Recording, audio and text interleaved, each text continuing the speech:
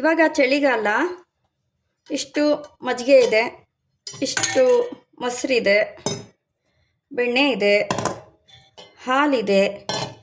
ಆದರೆ ಮಜ್ಜಿಗೆ, ಮೊಸರು, ಬೆಣ್ಣೆ ಇವನ್ನೆಲ್ಲ ತಣ್ಣಗೆ ತಿನ್ನೋಕ್ಕಾಗಲ್ಲ.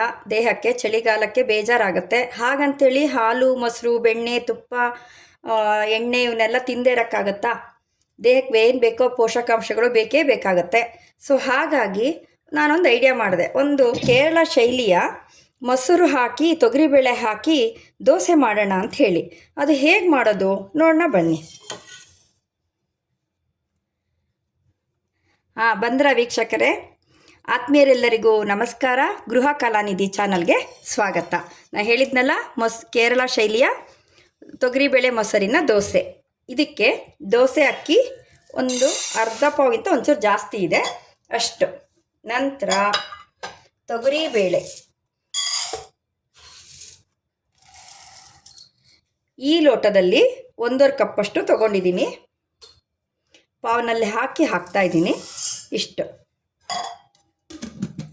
ಇದನ್ನು 2 ಸಲ ತೊಳ್ಕೊಳ್ಳೋಣ.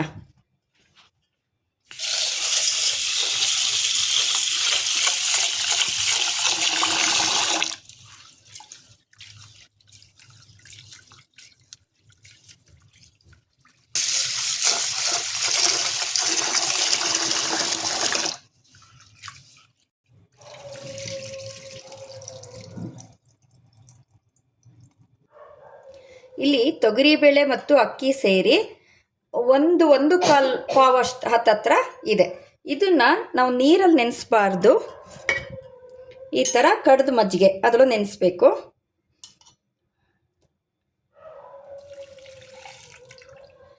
ನನಗಿಲ್ಲಿ ಮಜ್ಜಿಗೆ ಸ್ವಲ್ಪ ಕಡಿಮೆ ಆಗುತ್ತೆ, ಅದಕ್ಕೆ ನಾನು ಮೊಸರು ಬಳಸ್ತಾ ಇದ್ದೀನಿ. ಮುಳುಗುವಷ್ಟು ಅಕ್ಕಿ ತೊಗರಿಬೇಳೆ ಮುಳುಗುವಷ್ಟನ್ನ ಮೊಸರು ಹಾಕಿ ಮಜ್ಜಿಗೆ ಹಾಕಿ ಇದನ್ನು ಓವರ್ ನೈಟ್ ಅಂದರೆ ರಾತ್ರಿ ಪೂರ್ತಿ ಇದು ನೆನೆಯಕ್ಕೆ ಬಿಡಬೇಕು. ಆವಾಗಲೇ ಇದು ಜೊತೆಗೆ ನೆಂದು ಫರ್ಮೆಂಟೇಷನ್ ಥರ ಆಗತ್ತೆ. ಬೆಳಿಗ್ಗೆ ನುಣ್ಣಗೆ ರುಬ್ಬಿ ಇಮ್ಮಿಡಿಯೇಟ್ ತಕ್ಷಣ ದೋಸೆ ಮಾಡುವಂಥದ್ದು. ಇದನ್ನು ನಾನು ಮುಚ್ಚಿಡ್ತೀನಿ. ಬೆಳಗ್ಗೆ ನೆಂದಾದ್ಮೇಲೆ ಹೇಗಾಗುತ್ತೆ ದೋಸೆ ಹೇಗೆ ಮಾಡೋದು ಅಂತ ನಾಳೆ ತೋರಿಸ್ತೀನಿ. ರಾತ್ರಿ ನೆನೆ ಹಾಕಿರೋ ಮಿಶ್ರಣ ನೋಡೋಣ. ನೋಡಿ ಎಷ್ಟು ಚೆನ್ನಾಗಿ ಫರ್ಮೆಂಟೇಷನ್ ಬಂದಿದೆ.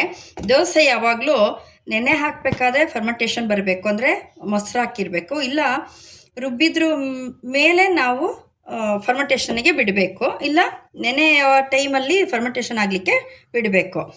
ಇವಾಗ ರುಬ್ಕೊಳ್ಳೋಣ. ರುಬ್ಬಿದ್ದನ್ನು ತಕ್ಷಣ ಮಾಡಬೇಕು, ಇಲ್ಲಾಂದರೆ ಹುಳಿ ಜಾಸ್ತಿ ಆಗಿಬಿಡುತ್ತೆ. ಅದು ಆ ಬ್ಯಾಕ್ಟೀರಿಯಾ ಅಷ್ಟು ದೇಹಕ್ಕೆ ಒಳ್ಳೆಯದಲ್ಲ. ಇದರೊಳಗೆ ಇರುವಂಥದ್ದು ಕೇವಲ ತೊಗರಿಬೇಳೆ, ಮೊಸರು ಮತ್ತು ದೋಸೆ ಅಕ್ಕಿ ಮಾತ್ರ. ನುಣ್ಣಗೆ ರುಬ್ಬಾಗಿದೆ ನೋಡಿ, ಸ್ವಲ್ಪ ಯೆಲ್ಲೋಯಿಶ್ ಬರುತ್ತೆ.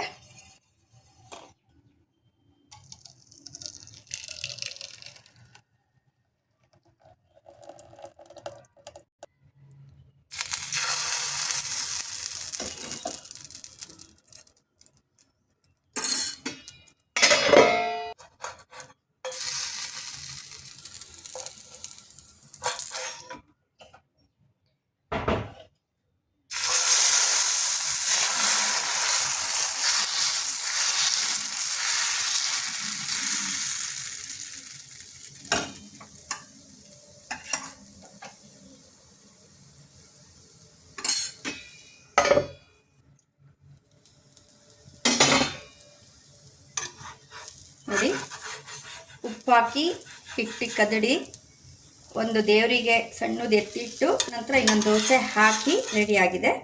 ಈ ಥರ ಗರಿ ಗರಿಯಾಗಿ ಬರುತ್ತೆ. ಬಿಸಿ ಬಿಸಿಯಾಗೆ ತಿನ್ನಬೇಕು.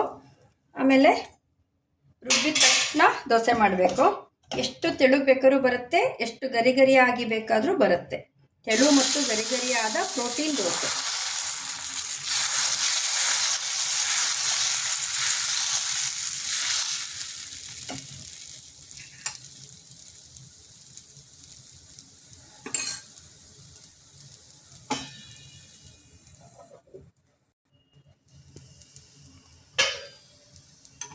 ನೋಡಿ ಇಷ್ಟು ತೆಳುವಾಗಿ ಬರುತ್ತೆ, ಗರಿ ಗರಿಯಾಗಿ ಬರುತ್ತೆ. ಕೇರಳ ಶೈಲಿಯ ತೊಗರಿಬೇಳೆ ಮೊಸರು ದೋಸೆ ರೆಡಿ ಆಯಿತು. ಆತ್ಮೀಯರೇ, ನಿಮಗೆ ನಾನು ಮಾಡೋ ಅಡುಗೆಗಳು ವಿಡಿಯೋ ಇಷ್ಟ ಆಯಿತು ಅಂದರೆ ಒಂದು ಲೈಕ್ ಕೊಡಿ, ಶೇರ್ ಮಾಡಿ, ಸಬ್ಸ್ಕ್ರೈಬ್ ಮಾಡ್ಕೊಳ್ಳಿ. ಮತ್ತಷ್ಟು ಹೊಸ ಅಡುಗೆಗಳೊಂದಿಗೆ ನಾನು ಮತ್ತೆ ಬರ್ತೀನಿ. ಧನ್ಯವಾದಗಳು.